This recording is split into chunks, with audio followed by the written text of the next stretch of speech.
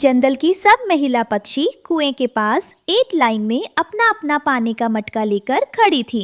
लेकिन गोरी कोई देर से आती है। हटो बटो, मुझे पहले पानी लेने दो। मेरा पति और बेटा भोजन खा रहे हैं, उनको बहुत प्यास लगी है। गोरी, जो देर से आएगा उसे पानी बाद में ही मिलेगा। चलो लाइन में लग जाओ। देख स्वीटो, मैं तुझसे बात नहीं कर रही, इसलिए अपनी चोंच बंद रख। ऐसा ना हो कि मैं तेरा सर भी फोड़ दूं। गोरी बहन, इसमें गुस्सा करने वाली कोई बात नहीं है। स्वीटो बहन ठीक कह रही हैं। आप सबसे आखिर में आई हैं, इसलिए जाकर लाइन में लग जाए। जब आपकी बारी आएगी आपको तभी पानी मिलेगा। गोरी को बहुत गुस्सा आता है। वो जाकर लाइन में लग जाती है और अपना मटका लेकर सबसे पीछे आखिर में खड़ी हो जाती है। फिर जैसे जैसे मम्मा पक्षी अपना पानी भर कर जाती हैं, गोरी की बारी आ जाती है। गोरी भी अपने पानी के मटके को भरती है और घर आती है। कितनी देर लगा कर आई है। एक तो तूने भोजन में मिर्च इतनी डाली हुई थी कि मेरा तो सारा गला जल गया। जल्दी पानी दे। उधर धूप में खड़ी होकर पानी मैं लेकर आऊं और फिर भी इतनी बातें सुनाते हो तुम मुझे। कल से खुद जाना और पानी ले आना। मामा, मुझे भी प्यास लगी है, प्लीज मुझे भी पानी दे दे। जग्गू, पहले ही मैं गर्मी से परेशान आई हूँ। तुम्हारे पंख है ना, जाओ और जाकर मटके से पानी ले लो। अगली सुबह गोरी फिर से मटका अपनी पीठ पर रखे तेज तेज उड़ रही थी, लेकिन उसे आने में फिर से देर हो जाती है। पहले नंबर पर हरियाली तोती खड़ी थी, उससे पीछे स्वीटो थी। आज तो मैं इतनी देर से नहीं आई। पहले मुझे पानी भरने दो तुम दोनों। मेरा पति मुझे बहुत बातें सुनाता है। गोरी, रोज आकर तुम यही एक बात कहती हो। हमारे घर पे भी हमारे बच्चे और हमारा पति हैं। अगर तुम चाहती हो तुम्हें पानी पहले मिले तो पहले आया करो। रोज आकर एक ही बात होती है तुम्हारी। गोरी पहले से ही घर से बहुत गुस्से में आई थी। वो स्वीटो को मारना शुरू कर देती है। तुझे तो मैं बताती हूँ, रोज तुम मुझसे चोंच लड़ाती हो। आज मैं तेरी चोंच ही तोड़ दूंगी। गोरी स्वीटो के चेहरे पर वार करती है और स्वीटो की चोंच टूट जाती है। मैं तुम्हें ऐसे माफ नहीं करूंगी। अगर मैंने भी तुम्हें इस जंगल से ना निकलवा दिया तो मेरा नाम भी स्वीटो नहीं। पहले जाकर अपनी चोंच तो जुड़वा ले, फिर आकर मुझसे बदला लेना। चल हरियाली, तू भी हट, वरना मैं तेरी भी चोंच तोड़ दूंगी। हरियाली डर जाती है और वो पीछे हट जाती है। गोरी अपना मटका भरती है। कालू कौआ भोजन लेने घर से निकला हुआ था कि कालू को कबूतर मिलता है। कालू, जंगल के सब पक्षी एक बड़े पेड़ के नीचे जमा हो रहे हैं। अपनी पत्नी को लेकर बड़े पेड़ के नीचे आ जाना। कालू को नहीं मालूम था कि गोरी ने क्या किया है, इसलिए वो जाकर गोरी को बताता है और गोरी और कालू पेड़ के नीचे आ जाते हैं, जहाँ सब पक्षी बैठे इन दोनों का ही इंतजार कर रहे थे। कालू, तुम्हारी पत्नी ने हरियाली के सामने स्वीटो पर हमला किया और स्वीटो की चोंच तोड़ दी, इसलिए तुम्हारी पत्नी को इसकी सजा मिलेगी। गोरी, क्या ये सब सच है? कालू जी, मैं तो बस पानी लेने गई थी, मुझे नहीं पता इसकी चोंच कैसे टूटी। गोरी, तुम झूठ बोल रही हो। मैंने खुद अपनी आंखों से देखा था, तुमने ही स्वीटो की चोंच तोड़ी थी। इसलिए हम सब ने यह फैसला किया है कि आज से अगले एक हफ्ते तक स्वीटो को कुएं से सबसे पहले पानी भरने दिया जाएगा और तुम सबसे आखिर में भरोगी। मैं ऐसी कोई सजा नहीं मानती। मैं कह रही हूँ ना, मैंने इस गंदी शक्ल वाली की चोंच नहीं तोड़ी।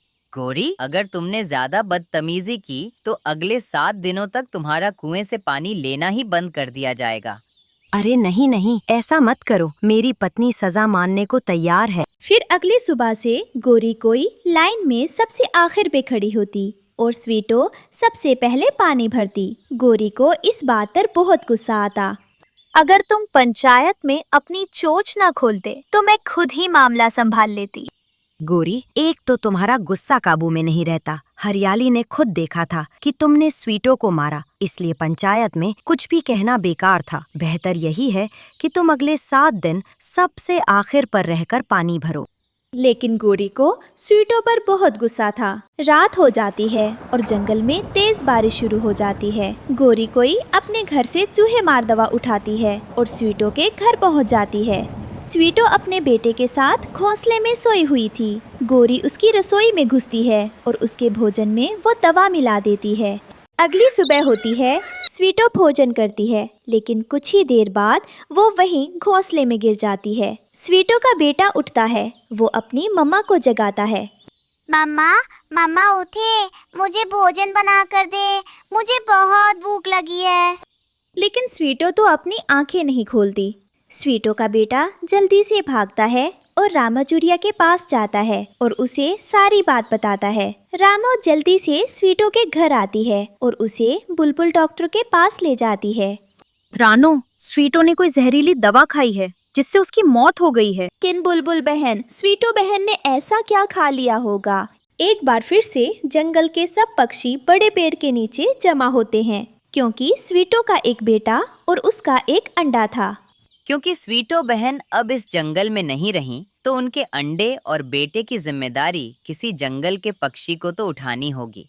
मुझे बहुत पछतावा है इस बात का कि मैंने स्वीटो के साथ लड़ाई की थी, इसलिए मैं इस पछतावे को सुधारने के लिए स्वीटो के बेटे और अंडे को पालूंगी। गोरी कोई स्वीटो के अंडे और उसके बेटे को अपने घर ले आती है। गोरी, तेरा दिमाग खराब हो गया है क्या? यहाँ पर खुद खाने के लिए भोजन नहीं मिलता और अब इसके अंडे और बेटे को भी पालेंगे? अभी तो अंडा है, कल इसमें से बच्चा निकल आएगा, फिर हम क्या करेंगे? कालू जी, चिंता क्यों करते हो? आज ये दोनों छोटे हैं, कल बड़े हो जाएंगे। हम सब परिवार बैठकर खाएंगे और इनको निकाला करेंगे घर से भोजन खोजने के लिए। वैसे बड़ी तेज हो तुम। ऐसे कुछ दिन गुजर जाते हैं। फिर एक दिन स्वीटो का बेटा बीमार पड़ जाता है। मेरे सर में बहुत दर्द हो रहा है, मेरा शरीर चल रहा है। प्लीज गोरी आंटी, मुझे दवा ला दीजिए। तेरी माँ क्या हमें घर चलाने के लिए पैसे देकर गई थी? मेरे पास दवा के लिए पैसे नहीं है। जब मैं बीमार होता था, मेरी मम्मा मुझे बुलबुल डॉक्टर के पास लेकर जाती थी। वो मुझे दवा देती थी, मैं तब ठीक हो जाता था। मैंने गलती कर दी जो तेरी माँ को मार दिया। मुझे नहीं पता था कि तुम दोनों गंदी शक्ल वालों की जिम्मेदारी मुझ पर आ जाएगी।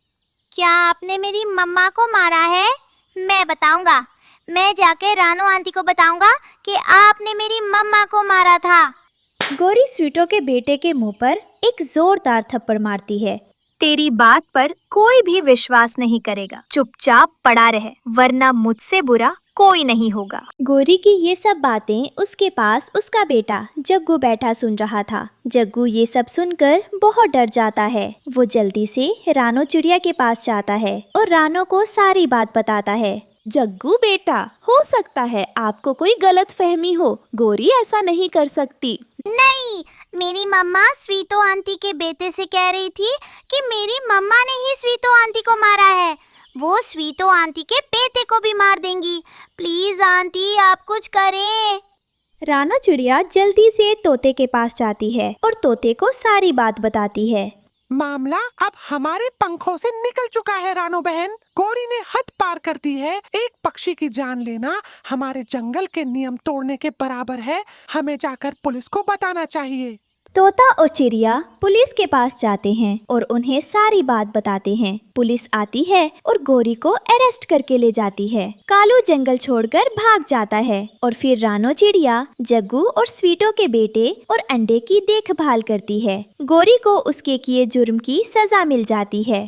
प्यारे दोस्तों, हम जुर्म चाहे कितने ही अंधेरे में क्यों ना करें, लेकिन जुर्म छिपता नहीं है, वह एक ना एक दिन सामने आ ही जाता है। और प्यारे दोस्तों, इस कहानी को लाइक करना बिल्कुल मत भूलना। आपका धन्यवाद। कालू कौवा गोरी को ब्याह कर घर लेकर आता है। घर पहुंचते ही गोरी के पसीने छूटने लगते हैं। क्या घर में पंखा नहीं है कालू जी? जल्दी से पंखा लगाइए, मुझे तो बहुत गर्मी लग रही है। हाँ, हमारे घर में पंखा है, रुको मैं अभी पंखा लगाता हूँ। कालू कौवा जल्दी से कमरे से पंखा लाकर लगा देता है, लेकिन पंखा बहुत तेज आवाज कर रहा था। फिर अचानक चलते चलते वो पंखा बंद हो जाता है। अब यह क्या हुआ? पंखा अचानक बंद क्यों हो गया? यह क्या मुसीबत है? आप चिंता मत करें गोरी जी, अभी पंखा चलने लगेगा। ऐसा ही होता है। कुछ समय गुजरता है और पंखा फिर चलने लगता है। यह देखकर गोरी गुस्से में आ जाती है। तुम तो मुझे ये बोलकर लाए थे कि तुम्हारे घर में पंखा है, एसी है, कहाँ है सब कुछ? एक ये खटारा पंखा है जो कभी चल रहा है तो कभी बंद हो रहा है।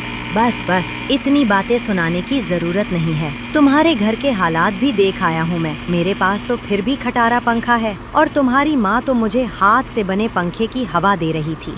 जो भी था, मेरी माँ ने कभी भी मुझे पसीना नहीं आने दिया। वह हर समय मुझे हवा देती रहती थी। तो हवा तो तुम्हें अभी भी मिल रही है, बस कभी कभी ये पंखा रुक जाता है और फिर चलने लगता है। अगला दिन आता है। गोरी कोवी अपनी पड़ोसन रानो चुलिया के घर जाती है। वहाँ वो देखती है कि रानो चुलिया के घर एक नया पंखा लगा हुआ है जो बिल्कुल अच्छे से चल रहा है। बहन, कितने का लिया था तुमने यह पंखा? रावी जी की जितनी पगार थी उसी सारी पगार से यह पंखा आया था। पिछले महीने उन्होंने मुझे नहीं बताया कि यह कितने का आया था। गोरी और रानो बातें कर रही थी कि तभी रावी भी घर आ जाता है। आप बहुत अच्छे समय पर आए हैं। ये हमारी पड़ोसन गोरी है, कालू भैया की पत्नी। लगता है इन्हें भी पंखा खरीदना है। मुझसे इसकी कीमत पूछ रही है। अच्छा गोरी बहन, यह पंखा मैंने अपनी पगार से लिया था। मेरे ख्याल से तब यह 70 रुपए का आया था। अरे रावी भैया, इतना महंगा? मैं जाकर कालू को बताती हूँ। रात हो जाती है और गोरी कालू से कहती है, कालू, हमारी पड़ोसन रानो चिड़िया के पास तो नया पंखा है। पता है कितनी ठंडी हवा दे रहा था। मुझे तो बिल्कुल गर्मी नहीं लग रही थी और वो हमारे खटारे पंखे की तरह चलते चलते रुक भी नहीं रहा था। गोरी, मुझे पता है कि उनके पास पंखा है और तुम्हें ये भी पता होना चाहिए कि वह कितना महंगा है। कालू, हमारी नया पंखा खरीदने जितनी औकात तो नहीं है, लेकिन हम उनका पंखा चुरा तो सकते हैं। ना ना, मैं ऐसे काम नहीं करता। चोरी और मैं बिल्कुल नहीं। मुझे अच्छे से पता है कि तुम कितने ईमानदार पक्षी हो। देखो कालू, मुझे नया पंखा चाहिए। या तो तुम सुबह नया पंखा खरीद लाना या फिर मेरे साथ चलो और हम उनका पंखा चुरा लेते हैं। आखिरकार कालू मजबूर होकर गोरी की बात मान लेता है। कुछ समय गुजर जाता है। दिन गुजरने के साथ साथ गर्मी भी बढ़ती जा रही थी। अब तो पंखे की हवा भी सुकून नहीं दे रही थी। कालू, ये क्या चल रहा है? इस बार तो गर्मी कम होने का नाम नहीं ले रही। अगर यही चलता रहा तो मैं चक्कर खाकर बेहोश हो जाऊंगी। रावी जी, गर्मी बढ़ती जा रही है। देखिए बच्चों की हालत कैसी हो गई है। बेचारे पसीने से भीग रहे हैं और ऊपर से इस पंखे को भी पता नहीं क्या हो गया है। कभी चलता है तो चलते चलते बंद हो जाता है। मम्मा, मेरे पूरे शरीर पर बहुत खुजली हो रही है। बहुत बेचैनी हो रही है। पसीना मेरे पंखों को भिगो रहा है। हाँ मम्मा, मेरे शरीर पर भी खुजली हो रही है। रावी जी, कुछ कीजिए वरना बच्चों की तबीयत खराब हो जाएगी। अच्छा रानो, मैं जंगल में देखता हूँ कि मैं क्या कर सकता हूँ। ऐसा कहकर रावी घर से निकल जाता है। जंगल में इधर उधर घूमते हुए वो थक कर एक पेड़ की डाल पर बैठ जाता है। इस गर्मी में उड़ना भी मुश्किल हो रहा है। ऐसा लग रहा है सूरज अभी मेरे पंखों को जला देगा। इस पेड़ के साए में बैठता हूँ और फिर सोचता हूँ आगे क्या करना है। तभी उसे सामने झाड़ियों में नीले रंग का एक ड्रम दिखाई देता है। यह ड्रम अंदर से ठंडा है। क्यों ना हम इसमें घर बना लें, फिर गर्मी शायद कुछ कम लगे। ऐसा सोचकर रावी उस ड्रम को उठाता है और घर ले आता है। लेकिन रावी जी, मैं तो कुछ और सोच रही हूँ। आप ऐसा करें, जल्दी से जाइए और कुछ सूखे तिनके और लंबे बांस लेकर आए। लेकिन रानो, मैं तो यह ड्रम ही बड़ी मुश्किल से लाया हूँ। मुझे बहुत गर्मी लग रही है। बांस लेने के लिए बहुत दूर जाना पड़ेगा। तभी वहाँ कालू, गोरी और तोता भी आ जाते हैं। अच्छा हुआ आप सब आ गए। मेरे दिमाग में एक बहुत अच्छी योजना आई है जिससे हम इस गर्मी से बच सकते हैं। बस कुछ काम है जो हम सबको करने पड़ेंगे। रानो बहन, हमें बस इस गर्मी से बचा लो। अब जो कहोगी हम वहाँ करने को तैयार हैं। फिर रानो सबके जिम्मे एक एक काम लगा देती है और सब सामान लेने निकल जाते हैं। गोरी बहन, आप इस तरह पंख पर पंख धरकर मत बैठिए। आप नदी से बाल्टी में कुछ पानी लेकर आइए। गोरी भी गर्मी से बहुत परेशान थी, इसलिए चुपचाप बाल्टी उठाकर नदी पर पानी लेने चली जाती है। कुछ समय बाद सब पक्षी सामान लेकर वापस आ जाते हैं। लेकिन रानो, तुम इन सब चीजों से क्या करने वाली हो? हमें भी कुछ बताओ। रावी जी, आपने देखा नहीं, जब बारिश होती है तो बारिश से जो हवा आती है वह कितनी ठंडी होती है। बस मैं भी एक जुगाड़ लगा रही हूँ। रानो बहन, अगर आपका लगाया जुगाड़ सफल ना हुआ तो? कालू, ऐसी मनहूस बातें अपनी चोंच से मत निकालो। अगर रानो बहन ने कुछ सोचा है तो हम जरूर सफल होंगे।